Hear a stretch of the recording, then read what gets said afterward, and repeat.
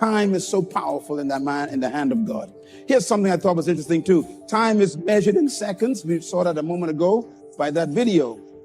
And we are amazed sometimes how fast time can leave us. No, what would I do differently? Choose one or the other, but both will have their price, the price of discipline or the price of regret. One costs pennies, the other a fortune. Yeah, I know you're getting tired. I know you're feeling weak. You probably feel that you don't even have what it takes to get the last rep.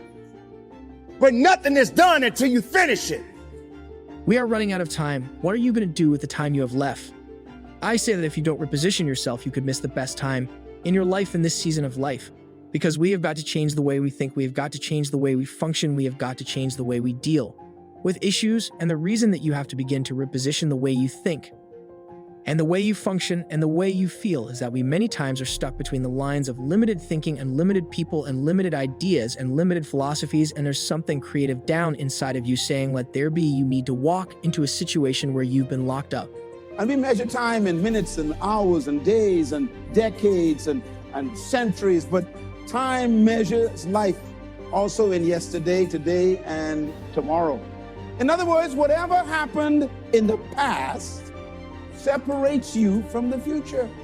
That's how good time is. I put it this way: time measures life in past, present, and future. Tell your neighbor, that's my old girlfriend. Say it, I used to be sick. That was yesterday. Health is on the way. Time separates your past from your present and your future. Make a note of this. Time measures life in seasons: winter, summer, autumn, and spring, because time protects us from living in a permanent condition. Dostoevsky said, there are hundreds of young men who would die for the truth, but very few who would spend 5 years studying to know what the truth is. Dying for the truth is much more dramatic than the discipline of studying it one little piece at a time, one day at a time, 1 month at a time. But in the big picture, is dying for the truth really easier than adhering to the daily disciplines? The first lesson of discipline is that it isn't the easiest option. The second lesson of discipline is that it's a full-time activity. And we've said that the best form of discipline is consistent self-discipline. You won't be a divorcee all your life. Time will prove that. You won't hurt with grief all your life from the death of your family. Time will deal with that. You won't be sitting around because that man didn't marry you. There's another man on the way with a fantastic life, with plenty more money than the one you was trying to get. Time will sort this out. Give God a big praise right there, some of y'all. Praise the Lord, Sister Claudine. Everybody say, time changes everything. Nothing is permanent in time. Make a note of this one, please, and this is very important. Time is the only commodity on earth. You see, the discipline that it takes to make your bed every day is the same discipline necessary for success in the world of business. The discipline to organize your garage is the same discipline to organize your business. All disciplines carry through to affect all parts of our lives. If we're disciplined in just one area and lazy in another, guess what? Pretty soon, the lazy side will creep in and destroy the disciplined side. The bad habits in one area of our life will eventually destroy our self-discipline in the areas we've been working on. Consistency cannot be inconsistent. Discipline is the mind being trained to control our lives. Discipline is a set of standards which we've selected as a personal code of conduct. Discipline is imposing on ourselves the requirements for honoring these standards. You have to be tough to be able to stand it. It's tough for keeping your kids encouraged while you're secretly worried to death for yourself. It's a tough one. Getting ready for a birthday and don't have a birthday gift is tough, and not being able to get the light bill paid and the water bill paid. It's tough, but what do we do with these moments? Do we just have them and go back home and wait for the next one, almost like junkies getting a fix or smokers smoking a cigarette? Are we just habitually addicted to moments without being able to take that moment and use it strategically to do something in our lives? You do not have to accept it the way it is. Somewhere down inside of you, there is creativity. We've got to break out of the barrier. If you truly want to make change, if you truly want to grow, if you truly want to be powerful, if you truly want that greatness, you got to work hard. You got to dig a little bit deeper. You got to find it. You got to go after it because it's not looking for you. Success is not looking for you. You got to go get it. This is what it's about. It's about the time. It's about the hour that you have in that place of business. And there's no weakness that can be invited to this party. If you want something, go get it now. You're looking for reps. You're looking for 10 reps. You're looking for 12 reps. How about 13? How about 14? How about 20? How about 50? How about giving it everything you got until there's nothing else left to give? I realized it. I took it on board. And I believe, basically, I'm a teacher. And my job is to continuously gain knowledge from my own personal experiences and from my own life.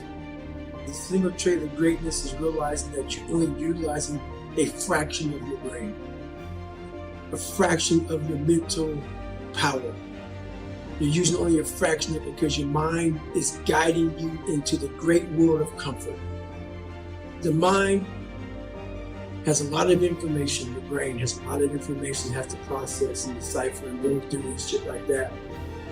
So you don't have to decipher comfort. You don't have to do all that shit. Comfortable is just very easy, so the brain loves it. It's like, okay, we have to know math and English, different phone numbers and codes and shit. Let's just stay comfortable. I have too much to know. Get outside of the box. Something is about to happen in your life. You've got to take it one day at a time. And when you get to the end of the day, you say, I'm not finished, but I've done everything that I was supposed to do for that day, for that time, for that season. Your season is shifting. You will be able to do now in a way that you have never been able to do it. Before, you haven't sung your best song, you haven't preached your best sermon yet. You haven't thought your greatest thought, you haven't written down your greatest idea, you haven't dreamed your best dream, baby. You have laughed your best life, you haven't had your greatest day, yet it's somewhere inside of you. One more rep. I'm not asking you to do it. I'm telling you to do it. I'm telling you to have a conversation with yourself. I'm letting you know it's you against you. I'm letting you know that you got to make the opportunity happen. You got to be fired up. You got to be hungry for it. You got to have the desire to push yourself. Because if you don't, you just waste time. Everything you had, you just let it go to the wayside. This is it right here. This is that moment that you got to work. This is that moment when you got to push. There is no weakness in the place of business. There is no time to be wasted in the place of business. You don't have time to be conversating with anybody. All you need to do is be conversation with them reps. Having a discussion with yourself. Having a discussion with your opportunities. Having a discussion with the success that you are looking for. So it guides you away from comfort. Once you start to take ownership of your own personal mind, and your mind doesn't own you, and you start to go into this world of being uncomfortable and living there for a long period of time, you are forcing your mind to go from a very closed mind to an open mind, because man, now I have to find a way to get through this. And you start to have to open doors. So basically that's where it's at. We lie to ourselves. We don't tell ourselves the way things really are. And when we do that, then we can't fix our problems. If we can't fix our problems, we're not going to improve. So we have to be truthful to ourselves. You're a miracle looking for a place to happen. You have got all kinds of things locked up inside of you that are about to come forth for such a time as this. The time is right. The stage is set. The conditions are in order and something awesome is about to happen in your life. Don't let anybody tell you you're too young. Don't let anybody tell you you're too old. Don't let anybody tell you you're finished every day you wake up in the morning. It's a sign the best is yet to come. This is my moment and I am determined to live it. The mind is the battleground. The fight is in your mind. Are you ready for the next level? What are you going to do with the time you have left?